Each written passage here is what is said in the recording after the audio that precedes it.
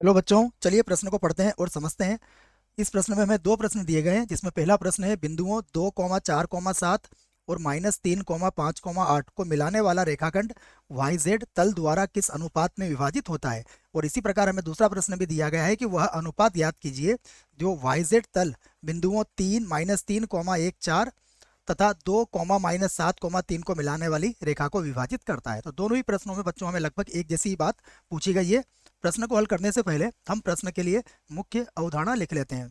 तो इस प्रश्न के लिए मुख्य अवधारणा, जिसकी सहायता से हम इस प्रश्न को हल करेंगे। मुख्य अवधारणा में हम अंतः विभाजन के लिए जो सूत्र लिखेंगे उसको मैं यहाँ पर समझा देता हूँ आपको। मान लीजिए हमारे पास एक बिंदु ए है, जिसके निर्देशांक है x1, y1 और z1। ये बिंदु ए के निर्देशांक है। अन्य कोई बिंदु बी है जिसके निर्देशांक है x2, y2, z2। तब तब ए बी को के अनुपात 1 में विभाजित करने वाला बिंदु, के अनुपात 1 में विभाजित करने वाला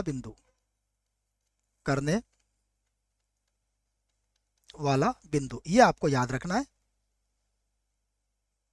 इसको मैं इस प्रकार से लिख देता हूं, करने वाला बिंदु। देखिए, इसके निर्देशांक जो होंगे वह कुछ इस प्रकार होंगे। ये होगा के x2 प्लस x1 और बटे में आएगा k+1। दूसरा होगा के y2 प्लस y1 और बटे में होगा k+1। इसी प्रकार ये होगा के z2 प्लस z1 और बटे में होगा k+1। तो यह सूत्र आपको इस प्रश्न के लिए याद रखना पड़ेगा। आइए हम सबसे पहले पहला प्रश्न हल करते हैं इसका।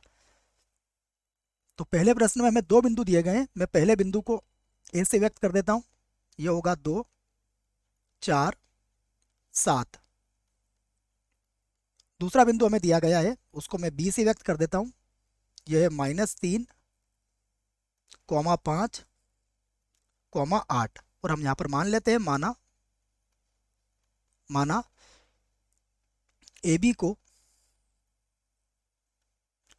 को वाई जेड तल के अनुपात 1 में विभाजित करता है। के अनुपात 1 में विभाजित करता है, ये हमने मान लिया। तो इस स्थिति में जो विभाजन बिंदु होगा वो क्या हो जाएगा, देखिए। तो यहाँ पर लिख लेता हूं मैं विभाजन बिंदु।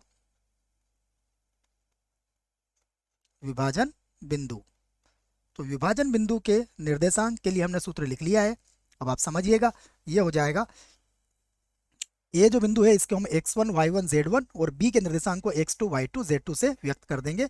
तो इस स्थिति में ये होगा -3 k +2 और बटे में कितना हो जाएगा, k+1। ये होगा 5k +4 और बटे में कितना हो जाएगा, k+1। उसके बाद होगा 8k +7 और बटे में कितना हो जाएगा, k+1। तो ये हमारा विभाजन बिंदु आ जाएगा। अब हमें पता है कि YZ तल जो होता है उस पर x निर्देशांक सदैव 0 होता है। तो इसी को हम यहाँ पर आधार बनाएंगे। यहाँ पर हम लिख लेते हैं कि हम जानते हैं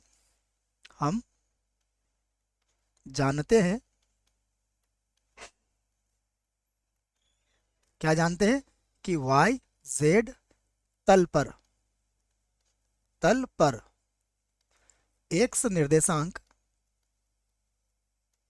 x निर्देशांक शून्य होता है।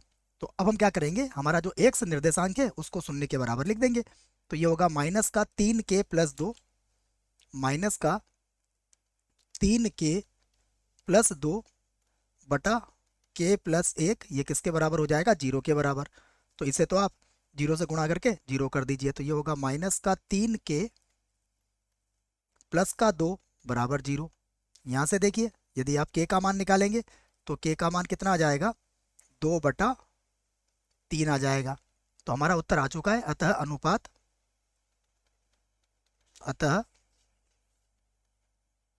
अनुपात कितना आया हमारा, 2:3 है। तो ये हमारे पहले प्रश्न का उत्तर हमें मिल गया। अब जो दूसरा प्रश्न है उसमें भी वही बात पूछी गई है, तो हम इसमें बिंदु P से अंकित कर लेते हैं इसको। तो बिंदु P हो जाएगा -3, 1, 4, -3, 1, 4, इसे बिंदु P और दूसरे बिंदु को हम Q से व्यक्त कर लेते हैं। ये होगा 2 - 7 3, ये होगा 2 - 7 और 3, और इसका विभाजन किस पर हो रहा है, देखिए ये भी YZ तल पर ही है। तो हम यहाँ पर भी मान लेते हैं कि माना PQ को YZ तल लेमड़ा अनुपात 1 में विभाजित करता है। हमने वहां पर K अनुपात 1 माना था, तो यहाँ पर हमने लेमड़ा अनुपात 1 मान लिया है। तब विभाजन बिंदु क्या होगा, तब विभाजन बिंदु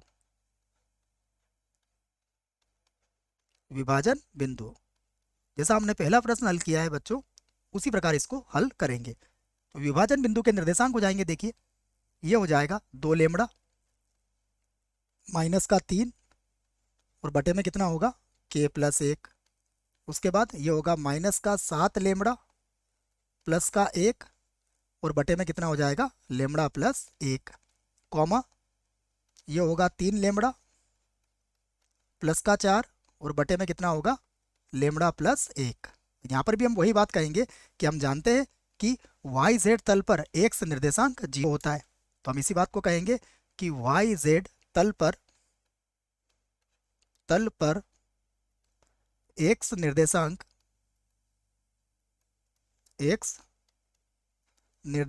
0 होता है।